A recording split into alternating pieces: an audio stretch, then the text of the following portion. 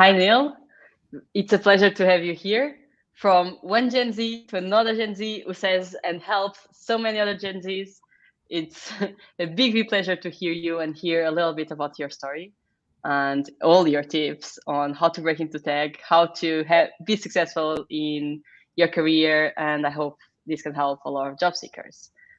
Yeah, So I will start and pass the ball right ahead to you and tell us for those who don't know you, they should, but for those who don't, can you walk us a little bit through your background and where you come from? yeah, absolutely. Thank you so much, Mariana, for the introduction and for having me on your podcast. My name is Neal Sivadas. I am a recent college grad from the University of Southern California in Los Angeles, and I currently work as a product marketing manager at TikTok. I kind of have somewhat of a LinkedIn journey I love talking about that I kind of stumbled on by accident. Essentially, I was a student in school, and I noticed that a lot of students basically were posting a lot about jobs that they were getting and stuff like that. And that was kind of how I guess most people use LinkedIn for people like our age. But I also noticed that there was a lot of amazing professionals out there who were posting a lot about amazing content and career tips and even just life advice in general. And so I kind of wanted to be like bridging the gap between those two things. And essentially, I started posting about what I know, which is one, being a student, and two, being a member of Gen Z and kind of the Gen Z marketing space, which I was in a little bit at the time. And for whatever reason, that really grew into an amazing platform where I was able to start like sharing, Gen Z insights and student insights and stuff like that. And eventually that, really influenced my career in working in tech and working in product marketing because I saw as an opportunity to really bridge that interest in, Gen Z marketing with my career. And so, yeah, that's a little bit about me. Yeah, it's a really interesting journey.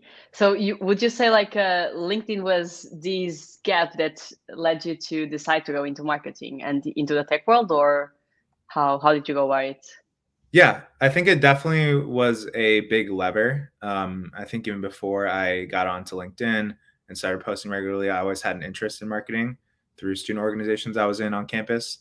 And basically, once I started posting on LinkedIn, I think the biggest thing I learned was that number one, you don't have to be an expert to post on LinkedIn. A lot of times, you just got to post about what you know and to the level that you're interested in. Obviously, not everyone has to post on LinkedIn for their career or for any reason at all. But I felt like it was a great platform, and I was able to connect with a lot of people. I love writing, and it was really an amazing opportunity to express that in that capacity because LinkedIn is, I still think, somewhat of a text first platform, even though they are expanding to audio and video and stuff like that. But it definitely influenced my career because I was able to, build a following and realize that a lot of people actually got value from what I was saying and what I was, connecting. And Mhm. eventually that did lead me kind of into product marketing, especially, and kind of tech in general. Mainly just spending time on LinkedIn and seeing, how many people were involved in tech, some of the benefits of working in tech, as well as the kind of potential I had to really bring what I was talking about on LinkedIn into like a real world job. I think that really influenced my career path. Okay, that's really interesting. I think everyone goes through this phase where they are trying to figure out what to do. I certainly did as well. And then there's like this pivot moment or like something that happens, and then you're like, oh, yeah, I didn't connect the dots. This makes a lot of sense. So maybe LinkedIn helped you in that kind of transitioning. I mean, we're always trying to figure out, right? It's not something that it's so like, oh, it's this, and let's just go and do this for the rest of our lives. I think our generation especially keeps on Yeah, exploring absolutely. and I think like on that point, something that's mm, really weird to think about is that I think our generation is entering the workforce in a time unlike any other. And that's going to yeah. influence a lot, I think, of like how the world's going to shape up in the future and even how we pursue careers. Cause I mean, I spent like a year and a half on the school online and entered the workforce completely remotely. And that's not something that most people can honestly say. Like most of the world can say, I guess, that, Mhm. you entered uh, the working world online or even, spent time in school online, for hundreds and thousands of years, people always did this in person. And so I think that influenced a few factors. Number one, at first, I think with the impact of the pandemic really made a lot of younger people kind of question, why they were so committed to even, these careers and companies. Because even, when the first pandemic first happened, a lot of companies just laid off their employees. Obviously there was reasons for that, and a lot of it had to do with the pandemic, but it showed that, even like job stability was that maybe previous generations, talked about, wasn't necessarily like a thing. And so a lot of times that made it very cognizant, that maybe loyalty to a company or loyalty to like working a traditional job isn't necessarily the way to go, because when things like this happen, you are affected. And so I think that affected people in one way. And two, even with the rise of, like TikTok, especially during the pandemic, and other platforms, even careers as, I think, like influencers, whether good or bad, have definitely crossed more people's minds, because at the end of the day, a lot of times, we went to school for a lot of different professions, and now, you have this ability to kind of make money online and learn online, and stuff like that, that you didn't necessarily have before. Obviously it's not necessarily sustainable. Like, it's something that you were just like any, company you're building. When you're an influencer and trying to build your brand, you have to constantly work on it. You can't just like do it a few times and, you're set. Like, you have to constantly work on it, otherwise it's going to falter, and you're going to have to like close down your business, whereas your business is yourself. So I think that really influenced people in a couple of ways, in that sense. Number one, just like being very cognizant and almost like untrustworthy of the traditional career paths, and to open the door about like, how can I do this differently than other people, other generations, especially with the access that we have as Gen Z, especially to basically, a time, we grew up in a time where we don't necessarily remember a time without social media or Google. And, Hmm. that in itself is like the most powerful tool that even, people who walked on the moon never had. So I think there's a lot there that has caused our generation to really reconsider even just the traditional path into the workforce. Yeah, traditional way of learning, traditional way of working. There's actually today reading this article that Google is forcing the employees to go back to the office. I'm not sure how you feel about it. I'm not sure what's going to happen. I mean, it's still a Yeah. big tech, but what do you think would happen if all the companies say like, "Oh, everyone now has to go back to the office for our Yeah. No, generation"? it's very interesting. I feel like I'm pretty passionate about this issue, because Mhm. I think in one way it is a good thing that people are being brought back into the office, because there are some elements of, corporate dynamics and building relationships that you really get, especially as, an early career grad where you don't have so many connections that you can get from the office. But at the same time, because number one, we haven't been in office really for so long, and two, there's now like an expectation that, you only work like 3 days a week, or 2 days a week in the office. That original corporate kind of culture, in-person culture that a lot of companies are trying to strive for again, that has some benefits to it, may not actually ever, get to that level again. And so, especially as I touched on, like as, new grads, especially, we didn't necessarily have as much of that kind of opportunity to like meet coworkers in person. Think about if you like moved to a new city when you started your career, stuff like that. And we did all that online. As great as virtual happy hours are, they just aren't the same. And so, like, we feel like I think we've just missed out on that ability to kind of integrate more into the working world. But I think overall, my concern with like bringing employees back to the office, while I think it is a good thing, is that Mhm. I don't think we're going to have that same environment ever again that we had before, just because, people are used to this new normal. And Yeah. there's, obviously benefits to that as well, because, companies, people are, depending on the job you're in, like, you have a lot more flexibility and ways to kind of work in your personal life with your work life.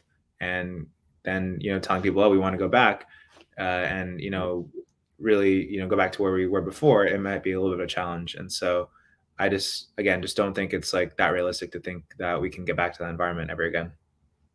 Exactly. And there's this concept of hedonistic adaptation. So basically, you put someone in a new environment and they will adapt.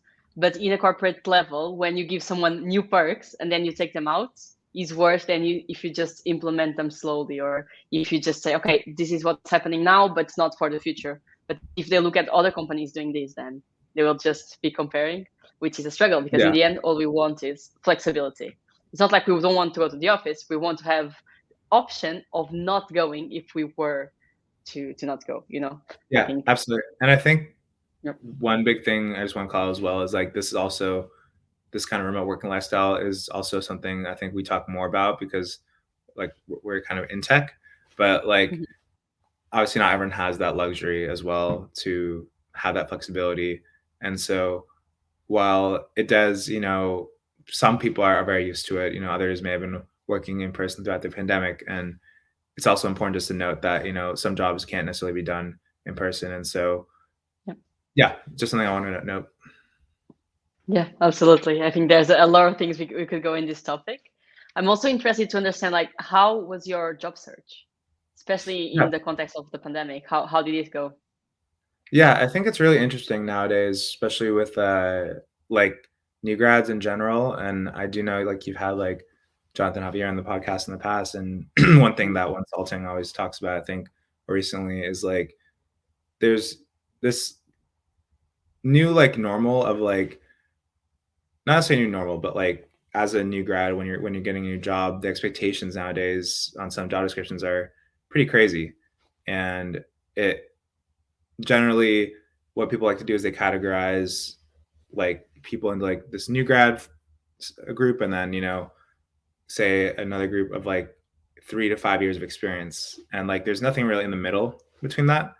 Hmm. And but at the same time a lot of those new grads are expected to have like the experience of those people who have 3 to 5 years experience. And so I think like the job search for me was generally like a very challenging one in general because number one, the I guess kind of landscape at the time was really really difficult. Not a lot of people were hiring, and honestly, like I think class of 2021 grads, which I was in, probably had it worst of worst of any class because class 2020, like a lot of people, were immediately affected. But I think on the back end, a lot of people, felt sympathy for the class of 2020, and there were things done, to you could say like kind of make up for it. For 2021, I think it was a little bit more of a challenge because people were like, oh, used to the pandemic at that point, but we hadn't necessarily felt the full effects of the pandemic in like the workforce or hiring until like maybe a year after the pandemic. And so a lot of 2021 grads were really struggling in terms of like the scarcity of jobs as well as like the general like issues that might come with like a bad market, like like lower pay or just a lack of flexibility. And even as we kind of talked about, when you first move to like a new city or a new job, really like the people at your company are sometimes the primary people that you are going to interact with on a day-to-day basis, and you don't necessarily have friends yet, you don't necessarily have connections.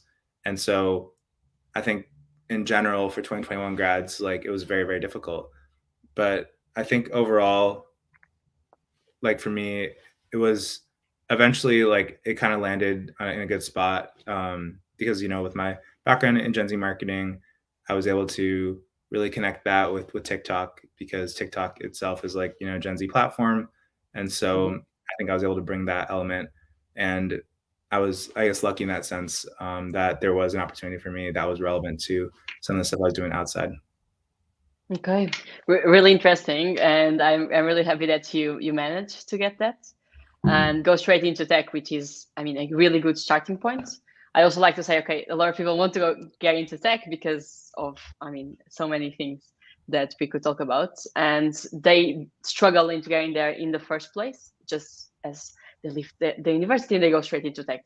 Like it's not something that's as straightforward, but there are ways to get closer to that and eventually get there. It's always possible. Everything is possible. Yeah. So let's say I'm an university student and I want to get into TikTok. That's all I want. I don't care what I do. I have no idea about the field I want to get into. How would you advise me in order to get into TikTok? Yeah, absolutely. I actually want to start by saying that I mean, obviously, like I'm still somewhat of a new grad as well, but I think the Mhm. best advice I got from most of like the alumni from my university I was able to talk to and stuff is that this idea of a dream company is a really bad way to think about things. Like it's at the end of the day, like a company itself, has goals, and if you're not one of the people who like founded it or you don't have any ownership in it, then you yourself are still technically like a pawn in the game. Like if you somehow end up passing away, like a company with itself would just find someone else to hire. It's like I think it's really important just to know that, even if, whether it's Disney or Nike or Google or whoever, is a company that you really, really want to work for. I think it's just important to note first that like there's really not necessarily something as a dream company, because at the end of the day, what really depends, there's so many factors that go into your happiness at a company, whether it's the team that you're on, the product you're working on, the role you're in. And so I think that's a really important thing just to note. But in regards to like, say if you're a new grad and you really want to break into tech or break into TikTok in particular, I think there's a few really good things you can do to prepare for an opportunity like this. I think first you really want to understand I guess the scope of the roles you're interested in and kind of what is required of the role. I think something that's really interesting is that when we're in university, or when we're applying to colleges and stuff, right? A lot of times it's all based on, you're expected to have like this level of like competence, like these certain test scores, be like leadership in these clubs or sports teams, etc. And then when you get to college, it's almost a flip, because in the real world, no one expects a new grad to have 30 years of experience or be the leader of every club or whatever. You're new to the table, and so some of the skills that you want to have within whatever role you're in aren't necessarily like being an amazing leader or having industry experience and stuff like that. A lot of times they look more for skills that's just like being open-minded and having the ability to learn. And in some ways, like with certain roles, wherever you're interested in, there are like technical requirements. Whether if you're like in a data role or a software engineering role, then obviously you want to be kind of competent in that level. But I think for the most part, it's really important just to have like some of these like more soft skills, as I said, like being open-minded, being having the ability to learn and pick up things quickly. And so that is something I think where you'd start in regards to how to kind of break into something like this. I think with tech specifically, the another really important thing is just being able to kind of understand the company that you're in and what they do, and kind of how, and kind of being able to align with like their mission, as well as kind of the products they're working on, and really figure out like why like this company in particular versus like a different company. I think when you're applying, a lot of tech companies, honestly, at the end of the day, are still fairly similar. And so you really want to figure out like what's unique about the company, specifically when you're applying to, and what can you bring to the table that's unique. And then in regards to kind of prepping for that, as I think we had like the opportunity to do that. It's really important as well to, I wouldn't say it's necessarily really important, but I think in some way you do want to show some level of like passion or interest in something. So whether it's like joining student organizations or doing something outside, for me that was writing on LinkedIn, that kind of blossomed my interest in something. And or even getting involved in internships or organizations early on, I think are a good way to kind of prepare yourself. But at the end of the day, you also have to recognize, going back to the point about like kind of dream company later, a lot of times these processes, they take like, maybe not on your end, but on the company's end, maybe maximum 5 to 6 hours of like interviews and stuff like that. And so you shouldn't necessarily, like, I think, take it personally or kind of go all in on one company. Yeah, I think Yeah. while there are ways where you network and you get to know people at the company and they can refer you potentially, it's also important, I think, to really think about like quantity over quality overall, because one, you can never guarantee that you're going to like the role you're in, and two, like companies themselves aren't spending that much time on you. And so I think it's always good to just like generally apply to more roles than you think you need to apply to, in order to have that, I guess, in order to achieve that understanding. Yeah, for sure. And I think before you have that job, then you don't, or a job, you don't have any job. So I think I made this mistake as well when I was about to graduate, there was this company I really liked, and I applied, and I was like, okay, I got to the final stage, this is given. So all Mhm. the other options that I had, I was not so putting so much effort into them, because I was like, oh no, they will give me an offer. This is the company I want. And so they ended up, I mean, kind of rejecting me, not really, like, it was a super long process. And Yeah. then I was like, okay, this is not it. If they don't tell me yes, then I don't have a job, then you should go ahead and continue. And yeah, so going further on that, did you have imposter syndrome when you first started in tech? Was it something you experienced at all? Yeah. Again, I think it stems from this idea that, when we're in school, we're supposed to like meet certain bars, and Mhm, we get in this mindset of, if we're making mistakes or doing something wrong, if we get a bad test score, if we're not, the leader of this club, or have this many internships, at the end of the day, I think what is really important about like understanding about like when you're joining the workforce is that, and no one else really had like you're not supposed to come in, as I said, with 30 years of experience or be a leader. No one is expecting you to become that. What they care more about is that you're learning, and you are learning from your mistakes, and you are mhm, progressing and getting better. Obviously, sometimes some people, it really kind of depends. I guess that's really if you're like lucky with kind of who you are able to work with. Obviously, that can be a privilege in some way. Some people might expect certain levels of competency, but I think overall you have to just remember that mindset of like, I'm not supposed to know everything at the beginning. And so I mhm, think I definitely dealt with imposter syndrome at the beginning, like coming in the working world. It seemed like people had so much more experience than I did, even though they're only 2 years older. And mhm, I think what's amazing, what I learned from conversations with them is that, when they were my age, or like, 2 years ago, like they didn't have know all this stuff either. It was actually in the past 2 years that they learned that.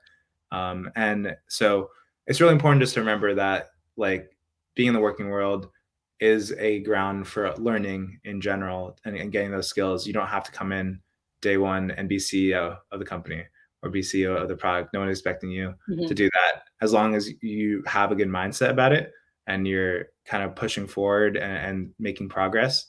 I think that's what matters more. And I think that's what helped me kind of tackle imposter syndrome. Yeah, I think that's a really good advice and goes hands on this metaphor in which people, and when you start in your career, they will think you're a blank canvas. So you just graduated. All you know is Yeah. everything you've learned from classes. Now this is the real world. You're this blank piece of paper, and now you need to color it or paint it Yeah, or exactly. however you want to call it. So, what are some ways in which you take care of your mental health, keep your mind sane, and deal with your personal life and work life? What do you do? Yeah, I think that's a great question. And you always want to have, I think, balance between them.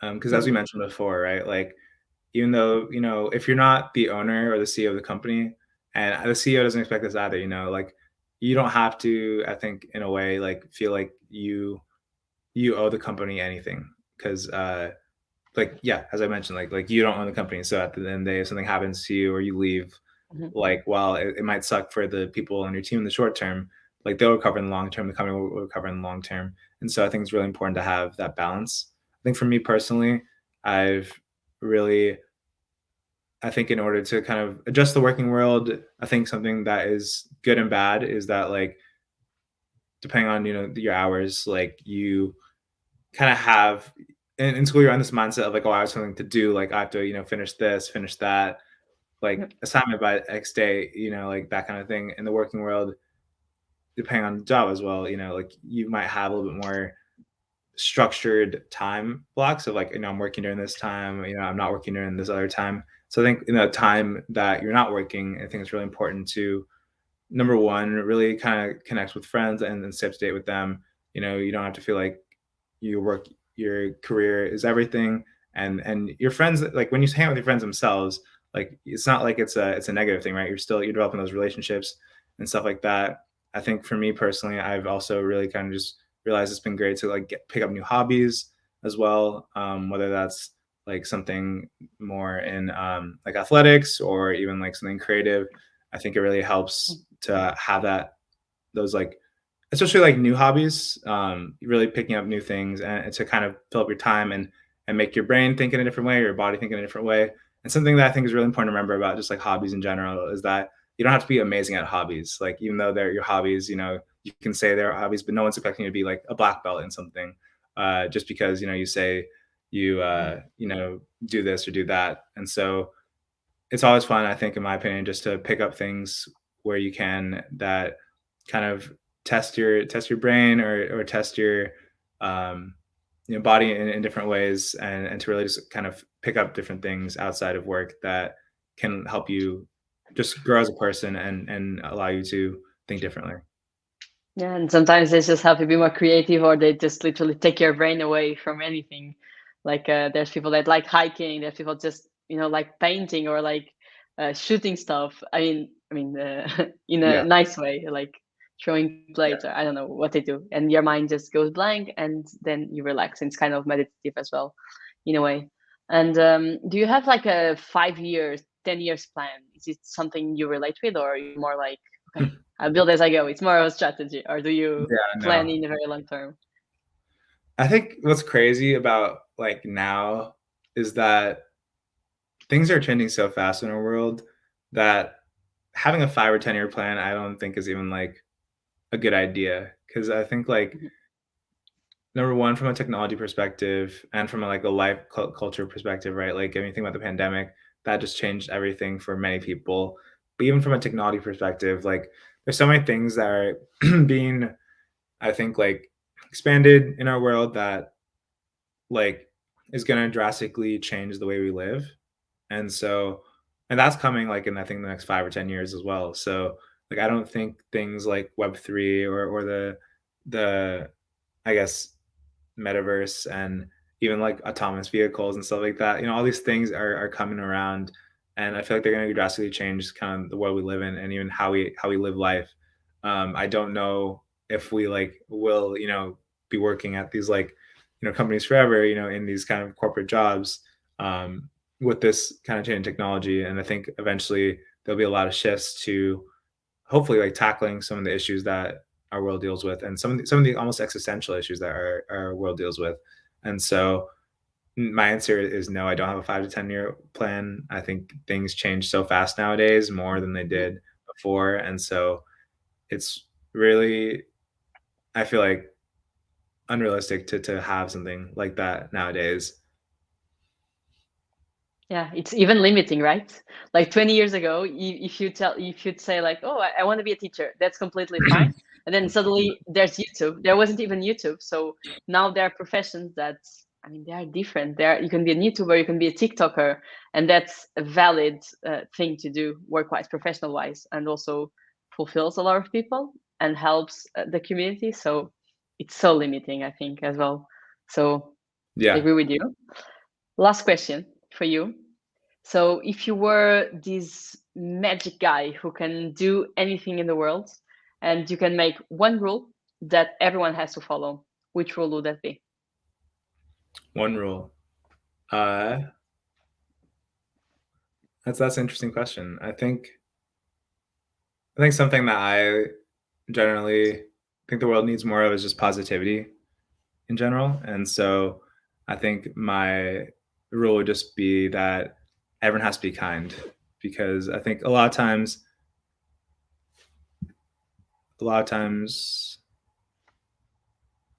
oh, sorry, we cut out there for a sec. So I think a lot of times, like whether it's like for ourselves or towards other people, like we have a lot of negative thoughts, and Yeah. some of them might be valid, but I think overall, like it's really important nowadays just to just be positive and be kind to yourself. I think that that's probably the biggest rule, because with social media and everything going on in this world, even like us as like new grads, we compare ourselves to our peers and stuff like that all the time. But it's really important to remember, number one, that I think like everyone is on their own journey. Everyone has their own problems, whether they show it or not.